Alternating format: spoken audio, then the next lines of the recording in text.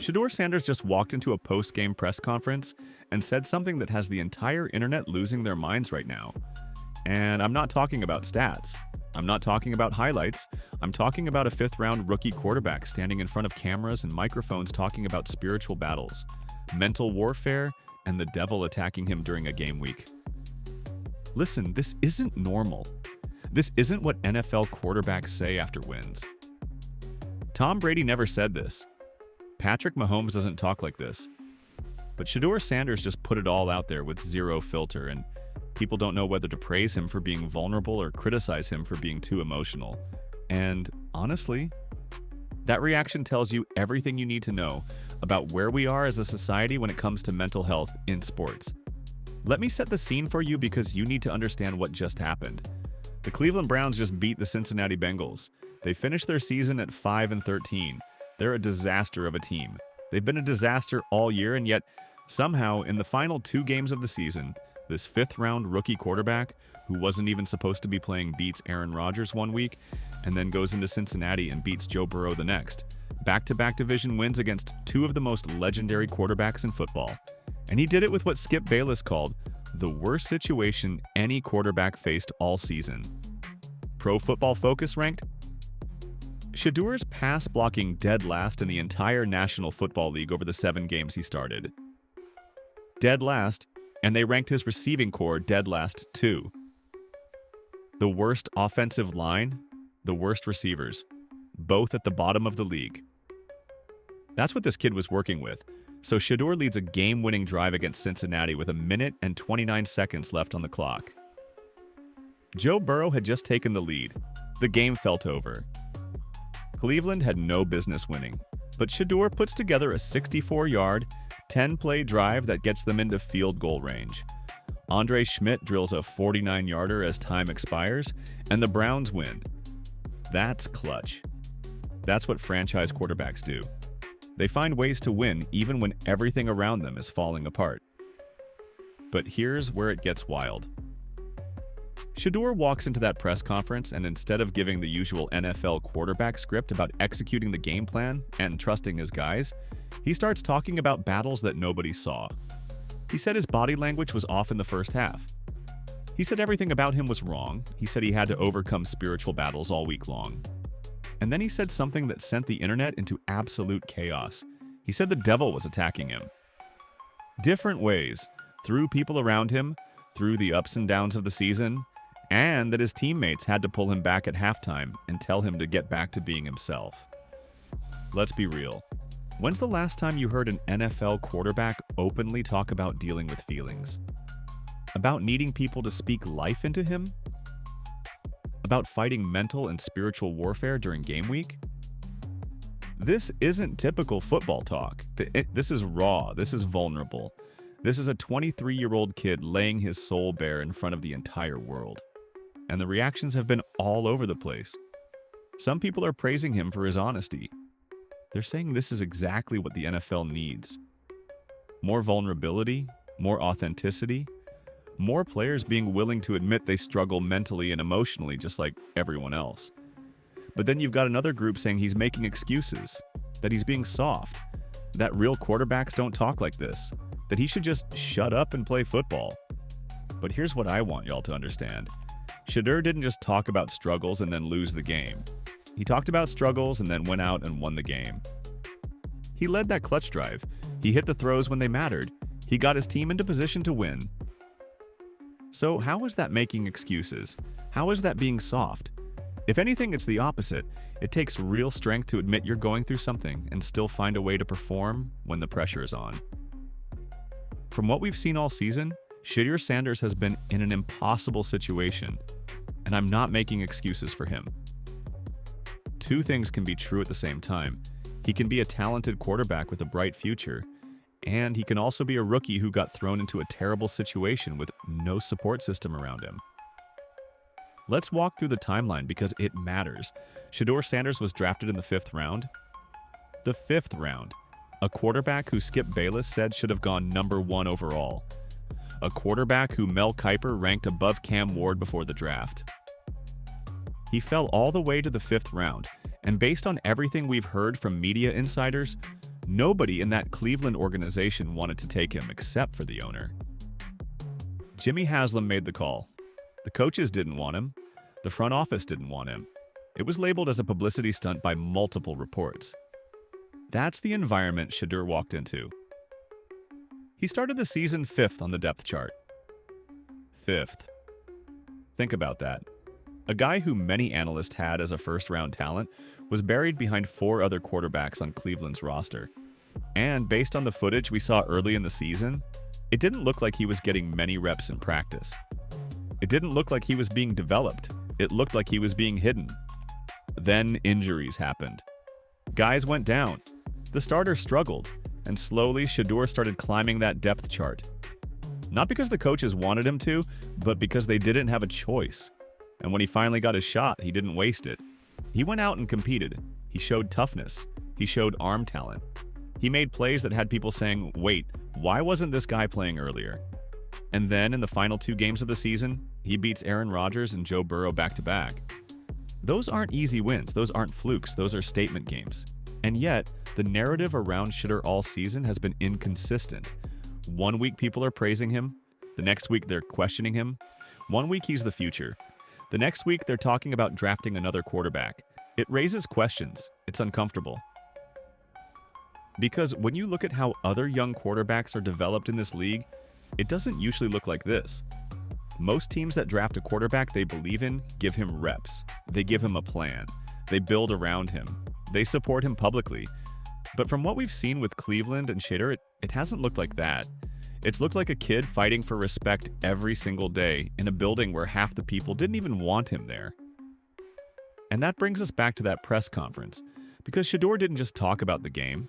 He talked about what it took for him to even be mentally ready to play. He said his teammates came to him at halftime and told him, "Nah, bro, get back to being you." 4 words. Get back to being you. And those 4 words changed everything. He came out in the second half and engineered that game-winning drive like nothing was wrong. But the part that really got people talking was when he mentioned his teammate Quan. He said Quan came over to his house a couple days before the game. Not a text, not a phone call. He physically showed up at Shedeur's house during what Shedeur called a dark time. And Quan sat with him and spoke life into him. And Shedeur said that's what he needed. That type of brotherhood, that type of support, that type of positivity. Listen, this is the stuff that doesn't show up in stat sheets. This is the human side of football that people forget about.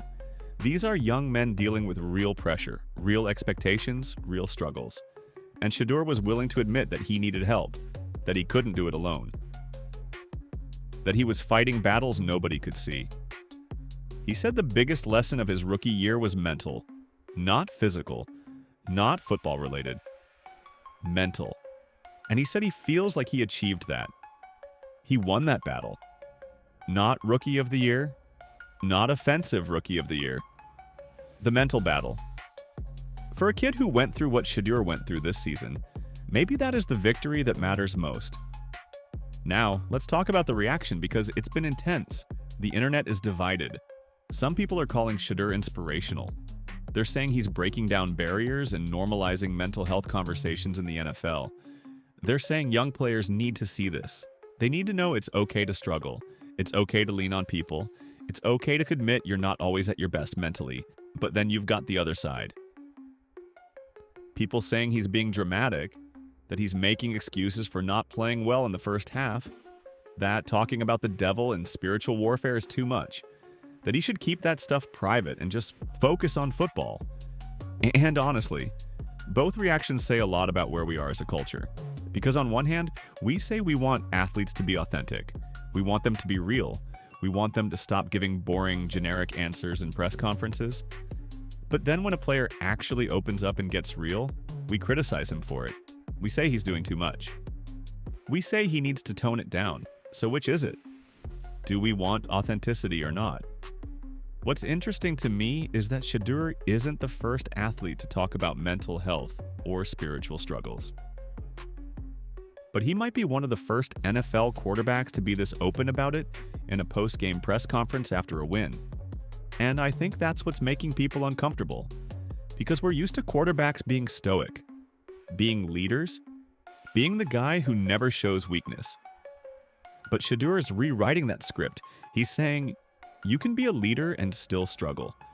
You can be tough and still need support. You can win games and still be fighting battles nobody sees. Skip Bayless has been pounding the table for Shedeur all season long. He's been saying Shedeur should have been the #1 pick. He's been defending him when people questioned his ability. And after that final drive against Cincinnati, Skip went on another rant about how deadly accurate Shedeur is when he has even a little bit of time.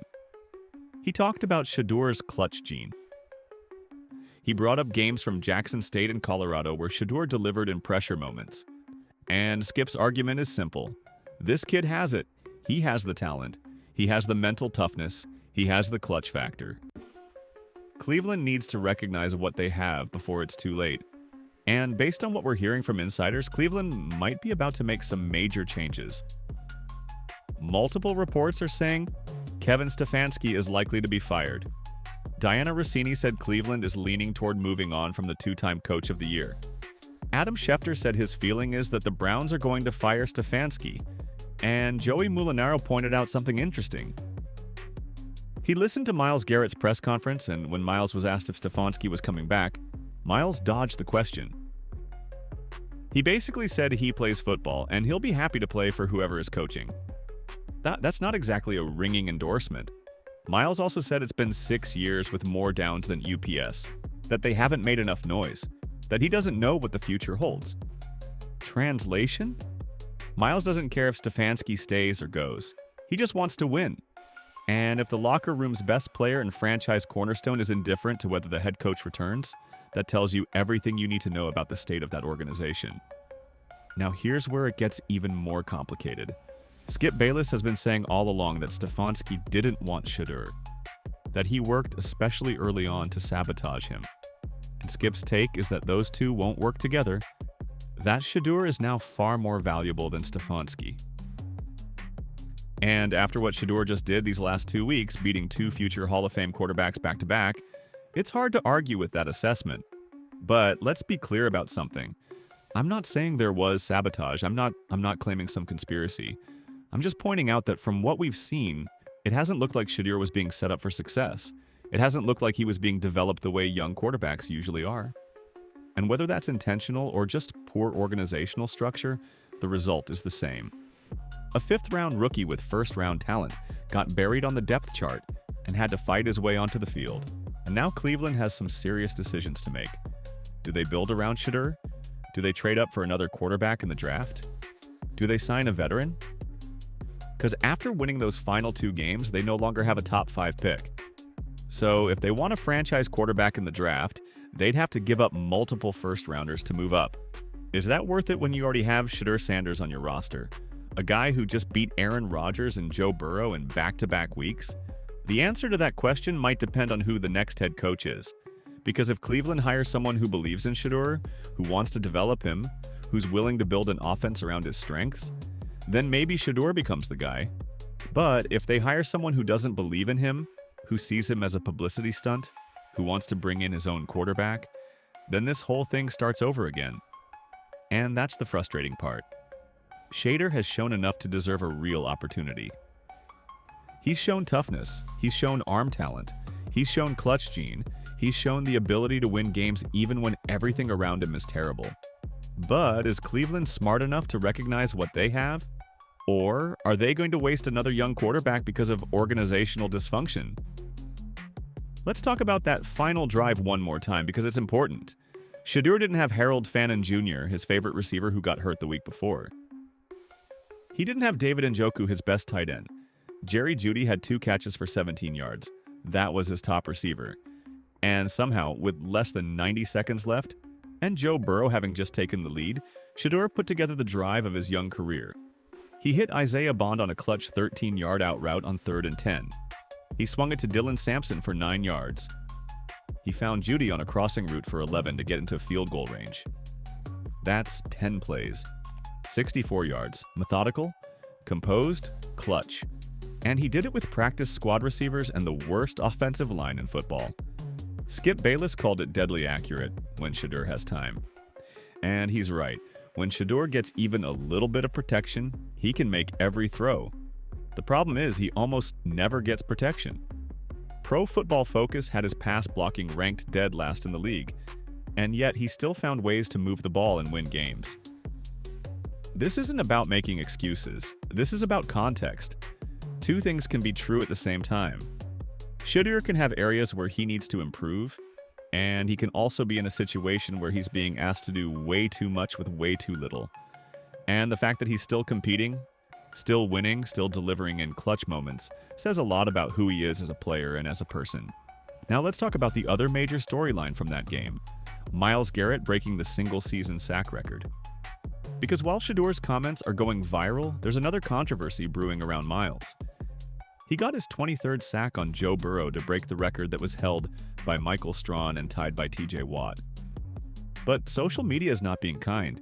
People are pulling up the tape and comparing it to when Strawn broke the record against Brett Favre. And the comparisons are not flattering, because if you watch the footage, Joe Burrow kind of gave himself up. He slid down, he didn't fight for extra yards, and now the asterisk crowd is coming out in full force. They're pointing out that Strawn did it in 16 games. TJ Watt did it in 15 games. Myles needed 17. The comments are brutal. People are saying it doesn't count, that it's the weakest record-breaking sack ever, that Burrow took a dive. Some people are even bringing up Harvey Martin, who had 23 sacks in a 14-game season back in 1977. But sacks weren't an official stat until 1982, so that doesn't count in the record books. And look, I get it. The 17-game season does change things. Records are going to get broken now that players have an extra game. That's just reality.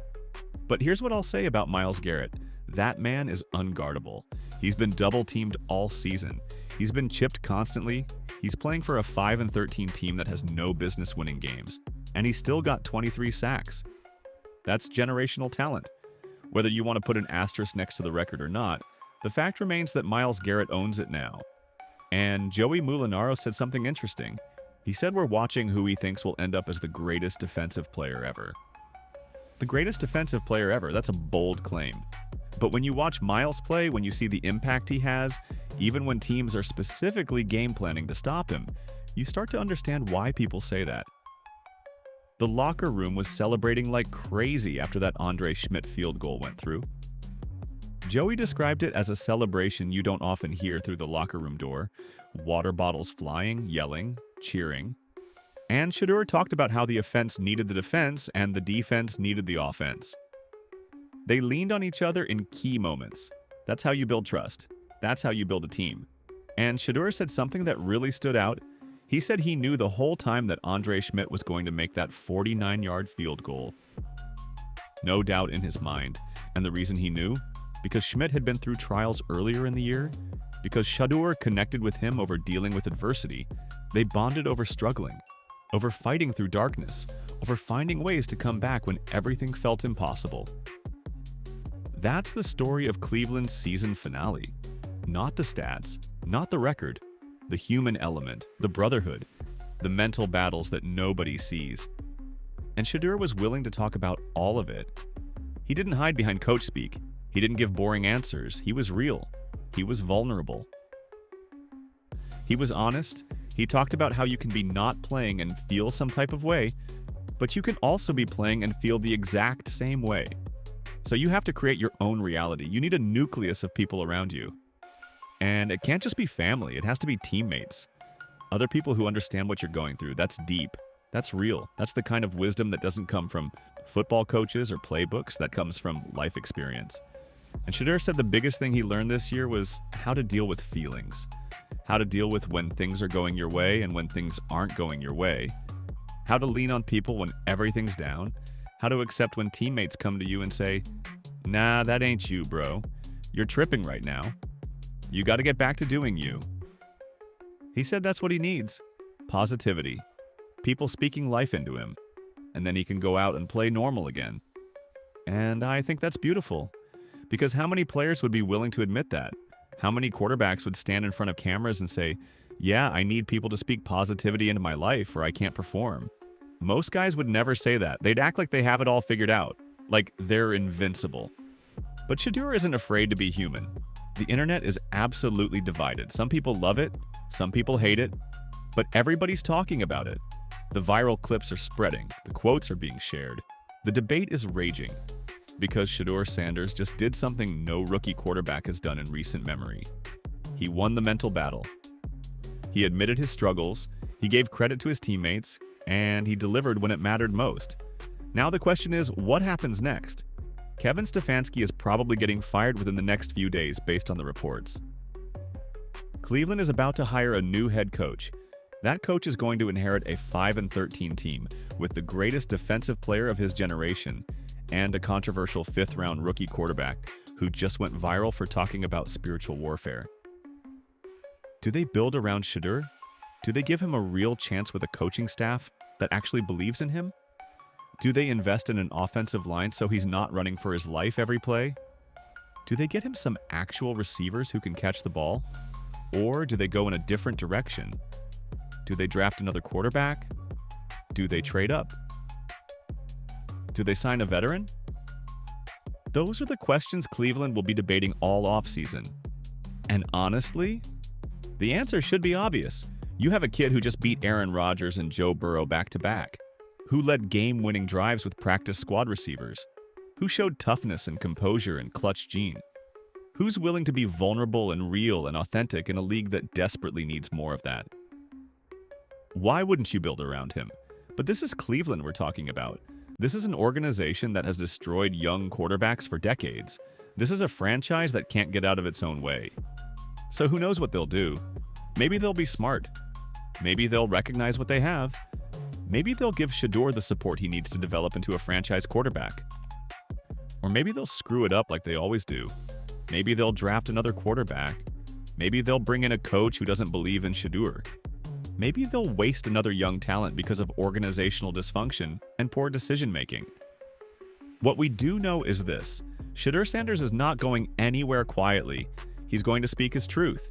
He's going to be vulnerable. He's going to talk about mental health and spiritual battles and the importance of brotherhood. And whether Cleveland is smart enough to recognize what they have remains to be seen. But the internet already knows. The fans already know. The people watching from the outside already know. Because Shedeur Sanders just showed something that goes way beyond football. He showed real strength. The kind of strength that doesn't come from arm talent or athleticism. The kind of strength that comes from being willing to admit you're struggling and still finding a way to fight through it. That's not weakness. That's not being soft. That's real leadership. That's real toughness. And that's exactly what the NFL needs more of. Players who are willing to be human, who are willing to be real, who are willing to show that it's okay to struggle as long as you keep fighting. So what's next for Shedeur Sanders? What's next for the Cleveland Browns? What's next for this whole situation? Nobody knows. The story isn't over. The questions haven't been answered. The future is uncertain, but one thing is clear. Whatever happens next, people are going to be watching. Because Shedeur Sanders just became one of the most interesting stories in football. And it has nothing to do with stats or records or wins and losses. It has everything to do with what he said in that press conference. About mental battles, about spiritual warfare, about needing people to speak life into him, about winning the fight that nobody sees. And whether you agree with him or not, whether you think he should have said it or not, you can't deny that it's real. It's authentic. It's human. And maybe that's exactly what this league has been missing.